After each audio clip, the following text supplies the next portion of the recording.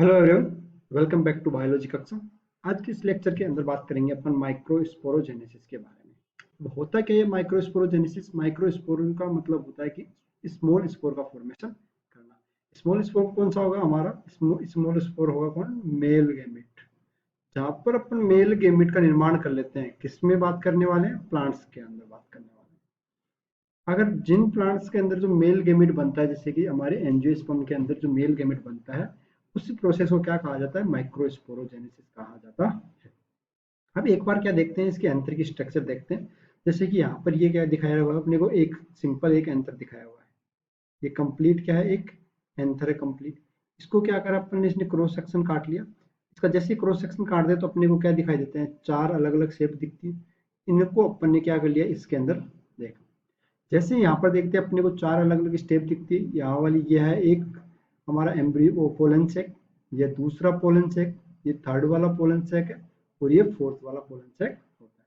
जैसे इसके बीच के अंदर क्या है? इनको चारों पोलन सेक को जोड़ने के लिए क्या पाई जाती है? कनेक्टिव पाई जाती है। तो ये बीच वाला क्या है? कनेक्टिव बंडल होता है, जो कि वेस्कुलर बंडल होता है। इसके अंदर जाइलम फ्लोएम वगैरह का फॉर्मेशन होता है। क्लियर? अब इनको देखते हैं अपन हमारी एनसीईआरटी के अकॉर्डिंग, जो एनसीईआरटी में दिखाया हुआ है। एनसीईआरटी के अंदर अपन देखते हैं तो ये हमारे सबसे बेसिक एंथर की बात कर, ये कंप्लीट एंथर। दो एंथर होते हैं यहाँ पे, दोनों एंथर। इसके साथ किसके साथ माध्यम से जुड़े हुए रहते हैं? ये जुड़े रहते हैं फिलामेंट के माध्यम से। क्लियर? और दोनों को एंथर प्लस फिलामेंट, एंथर और फिलामेंट को मिलाकर क्या बोल रहे हैं अपन? स्टेमन बोल रहे हैं। तो ये स्टेमन क्या है? स्टेमन होता है मेल सेक्स ऑर्गन। स्टेमन क्या होता है? मेल सेक्स ऑर्गन की तरह कार्य करता है। इससे एंथर का अपन क्रॉस सेक्शन काटते तो अपने को कुछ ऐसा दिखाई देता है। यहाँ पर इसके अंदर क्या प्रेजेंट होते हैं? एक एंथर के अंदर चार सेक प्रेजेंट होते हैं, जिन्हें क्या कहते हैं? पोलन सेक कहा जाता है। एक बीच में क्या होती है? कनेक्टिव प्रेजेंट होती है। इसी को अगर अपन जूम करके देखते हैं तो अपने को कुछ ऐसा दिखाई देता है, जिसके अंदर क्या हो गया? ये बीच वाला हो गया कनेक्टिव। ये चार क्या हो गए? ये हो गए हमारे pollen sac. Two, one, two, three और फोर, ये चार क्या हो गए? पोलन सैक हो गए। अब प्रत्येक पोलन सैक के बाहर की तरफ कवरिंग होती है एक, जस्ट इसके बाहर की तरफ, ये वाली जो कवरिंग दिखा रहा हूं मैं, ये जस्ट इसके बाहर की तरफ कवरिंग होती है, उसे कहा जाता है टेपिटम। जो बाहर की तरफ कवरिंग होगी उसे कहा जाता है टेपिटम। और सभी बाकी के जो चारों हमारे पोलन सैक, इन चारों पोलन सैक के बाहर अलग अलग तीन कवरिंग और होती है। जैसे कि अगर इस वाले पोर्शन को अपन काट कर बाहर निकालते हैं, जैसे इस वाले पोर्शन को काट कर बाहर देखते हैं तो अपने को कुछ ऐसा दिखाई देगा। सबसे बाहर वाली जो लेयर होगी, यहाँ पे जो सबसे बाहर वाली लेयर है, ये कहलाती है एपिडर्मिस। सबसे बाहर वाली लेयर, किसकी लेयर की बात कर रहे हैं अपन? बात कर रहे हैं पोलन सैक के सबसे आउटर मोस्ट लेयर की बात। इसके जस्ट अंदर वाली लेयर होगी एपिडर्मिस, क्या है? आउटर मोस्ट लेयर है, सबसे आउटर मोस्ट लेयर है। इसके जस्ट अंदर की तरफ होगी एंडोथीसियम। इसके जस्ट अंदर की तरफ एंडोथीसियम। उससे जस्ट नीचे चलते हैं तो क्या पाया जाएगा हमारे पास? Middle layer, layer number third, यानी फर्स्ट, सबसे बाहर वाली, ये उसके जस्ट नीचे वाली, ये थर्ड वाली जो है वो उसके जस्ट नीचे वाली। उसके बाद में आती है फोर्थ लेयर, कौन सी? टेपिटम, जो कि जस्ट पोलन ग्रेन से चिपकी हुई रहती है। जो कि क्या है? जस्ट पोलन ग्रेन से चिपकी हुई रहती है। यहाँ पे जो टेपिटम है, ये तो क्या करती है? ये तो न्यूट्रिशन प्रोवाइड करवाती है। ये तो न्यूट्रिशन प्रोवाइड करवाती है किसको? यहाँ पे अंदर जो पोलन बनने वाले हैं, वो उन पोलेंस को क्या करेगी? ये न्यूट्रिशन प्रोवाइड करवाने का कार्य करती है कौन? टेपिटम। जबकि यहाँ पर ये जो तीन लेयर्स हैं, ये तीन लेयर्स क्या करती है? ये करती है प्रोटेक्शन का कार्य। ये तीनों लेयर क्या करती है? प्रोटेक्शन का कार्य करती है। क्लियर? समझ में आया? जो टेपिटम है, जो सबसे पास वाला लेयर है, वो तो नरिशमेंट प्रोवाइड करवाएगी। बाकी की जो बाहर की तीनों लेयर हैं, वो क्या करेगी? प्रोटेक्शन का कार्य करती है। क्लियर है यहाँ तक? अब जो हमारे पास ये पोलन सैक, इस पोलन सैक के अंदर क्या होते हैं? टिश्यू प्रेजेंट होते हैं कुछ। इस पोलन सैक के अंदर क्या होंगे? टिश्यू प्रेजेंट होंगे। उन टिश्यू को कहा जाता है स्पोरोजेनस टिश्यू। इसके अंदर क्या प्रेजेंट है? टिश्यू प्रेजेंट है, तो वो हो जाएंगे स्पोरोजेनस टिश्यू। प्लांट बॉडी कैसी होती है? डिप्लॉइड प्लांट बॉडी होती है। तो एंथर कैसा होगा? डिप्लॉइड होगा। तो डिप्लॉइड के अंदर ये जो टिश्यू होंगे स्पोरोजेनस टिश्यू, ये क्या है? ये भी डिप्लॉइड होते हैं। ये स्पोरोजेनस टिश्यू जो है वो आगे जाकर क्या बनाने वाले हैं? स्पोर बनाने वाले हैं, माइक्रोस्पोर का फॉर्मेशन करने वाले। तो चलिए देखते हैं माइक्रोस्पोर का फॉर्मेशन कैसे होता है। जैसे मान लो ये हमारा क्या है? एक पोलन सैक है। जैसे मान लो ये क्या है? पोलन सैक है। इस पोलन सैक के अंदर क्या प्रेजेंट है? इस पोलन सैक के अंदर है, जैसे कि ये छोटी छोटी सी क्या है, पोलन सैक के अंदर sporogenous tissue present. Pollen sac पूरा भरा हुआ है स्पोरोजिनस टिश्यू से। ये क्या हो गए, ये हो गए स्पोरोजिनस टिश्यू, स्पोरोजिनस टिश्यू इसके अंदर मिलेंगे। अब यहाँ पर जो ये स्पोरोजिनस टिश्यू है, यहाँ पर ये जो स्पोरोजिनस टिश्यू वाली सेल्स होगी, इन सेल्स में क्या होता है, इन सेल्स के अंदर होता है डिफरेंशिएशन। डिफरेंशिएशन मतलब अपना रंग रूप चेंज करती है, आकार आकार बदलती है।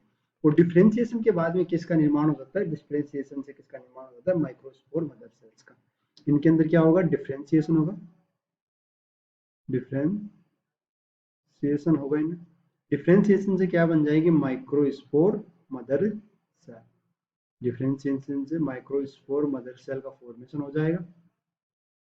माइक्रोस्पोर मदर सेल, एमएमसी बोलते हैं इनको, या फिर पोलैन मदर सेल भी कहा जाता, या फिर इन्हें पोलैन मदर सेल भी बोल सकते हैं।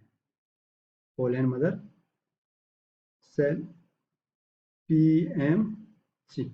यहाँ पे जो स्पोरोजिनस टिश्यू है या स्पोरोजिनस सेल हो, ये कैसी है, 2n है। तो यहाँ से आगे की तरफ जो बनने वाली होगी वो भी कैसी हो जाएगी, ये भी कैसी होगी, 2n होने वाली है, या ये भी क्या होगी, डिप्लॉइड होगी। क्लियर। इससे जस्ट आगे इसके अंदर करवाते हैं अपन मियोसिस।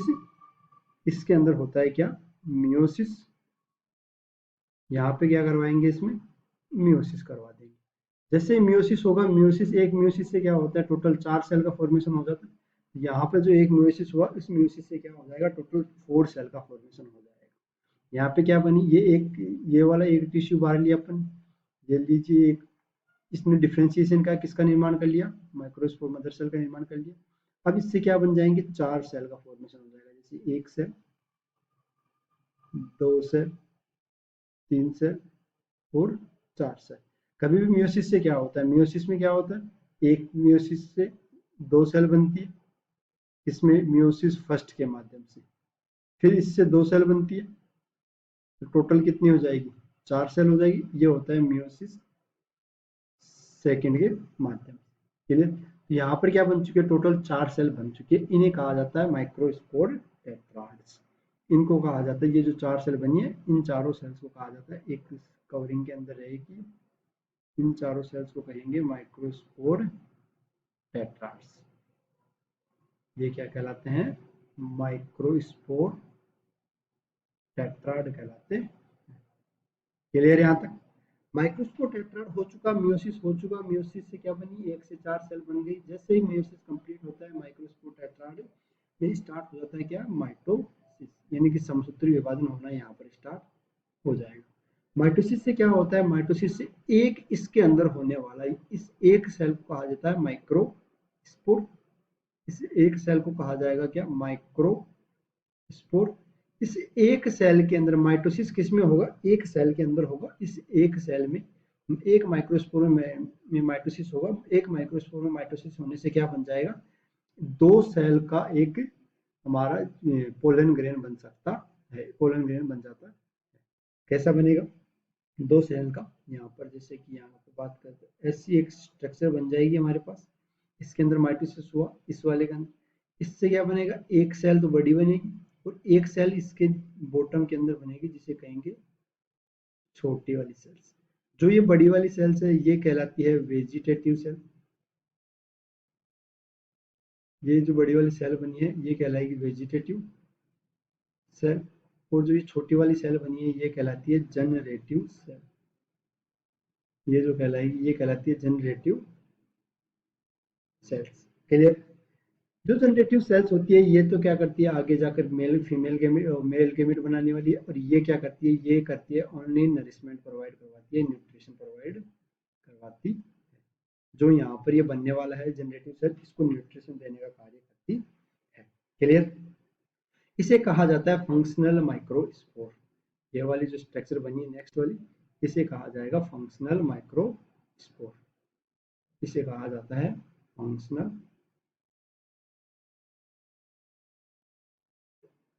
फंक्शनल माइक्रोस्पोर, इसे कहते हैं फंक्शनल माइक्रोस्पोर। अब जो ये फंक्शनल माइक्रोस्पोर है ये कन्वर्ट हो जाता है किसके अंदर, पोलन ग्रेन के अंदर, अप्रोक्सीमेटली 60% एंजियोस्पर्म के अंदर।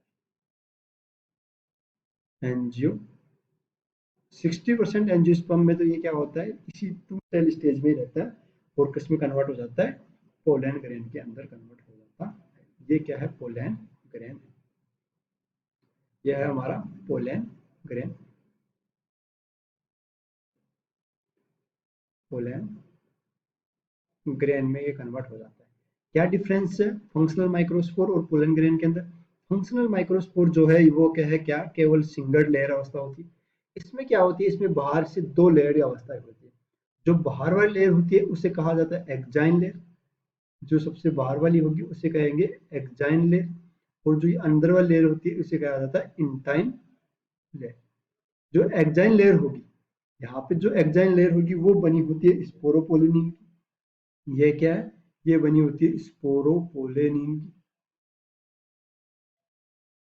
ये बनी होगी किसके माध्यम से, स्पोरोपोलेनिन। और यहाँ से जो इंटाइन लेयर होगी वो बनी होती है सेलुलोज की, सेलुलोज प्लस पैक्टिन से। इंटाइन लेयर जो किससे बनी होगी, सेलुलोज प्लस पैक्टिन से मिलकर बनी हुई होती है। ये जो स्पोरोपोलेनिन है, यहाँ पे जो स्पोरोपोलेनिन बनी है हमारे पास, यह किसी भी एंजाइम से डिजेनरेट नहीं हो पाती है। यह क्या है, एक्सट्रीमली रेजिस्टेंस स्ट्रक्चर होती है। तो हाईली या एक्सट्रीमली रेजिस्टेंस स्ट्रक्चर होती है, हाईली रेजिस्टेंस या एक्सट्रीमली रेजिस्टेंस स्ट्रक्चर है। यहाँ पर अब ये एक्सट्रीमली रेजिस्टेंस स्ट्रक्चर है, तो यहाँ से जो हमारे मेल गेमेट बनेंगे आगे जाकर, इसमें क्या होगा, जनरेटिव सेल में माइटोसिस होगा और नए मेल गेमेट बनेंगे। तो यहाँ पर जो मेल गेमेट बनते हैं वो बाहर कैसे निकलेंगे, इसके लिए क्या होता है, यहाँ पर क्या होती है, जो स्पोरोपोलेनिन है इसमें छोटे छोटे पोर्स प्रेजेंट है। यहाँ पे जो स्पोरोपोलेनिन है इसमें क्या होंगे, छोटे छोटे पोर्स प्रेजेंट होते हैं, जिन्हें कहा जाता है जर्म पोर।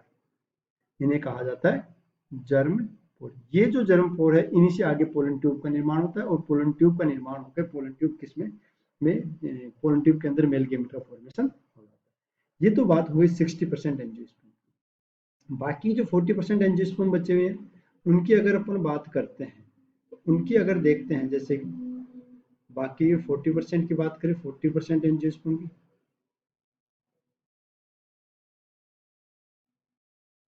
40% एंजियोस्पर्म में क्या होगा, ये जो जनरेटिव सेल है इस जनरेटिव सेल में माइटोसिस हो जाता है। इस generative mitosis in generative cell,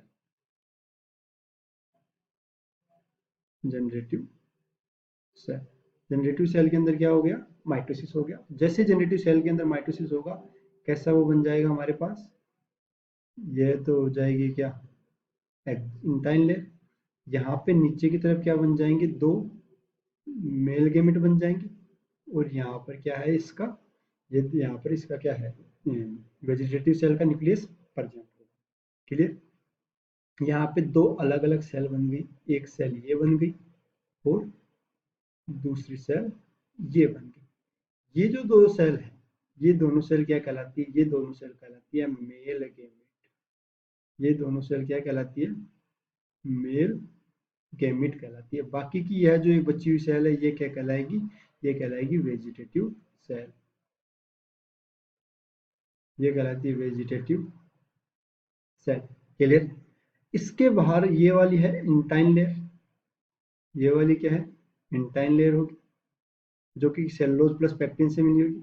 इसके बाहर प्रेजेंट होगी कौन, एक्जाइन लेयर, जो कि किसके द्वारा, ऐसे इसके बाहर की तरफ कौन होगी, एक्जाइन लेयर होगी, जो कि किसके द्वारा बनी होगी, वो बनी होगी स्पोरोपोलिनिन के द्वारा।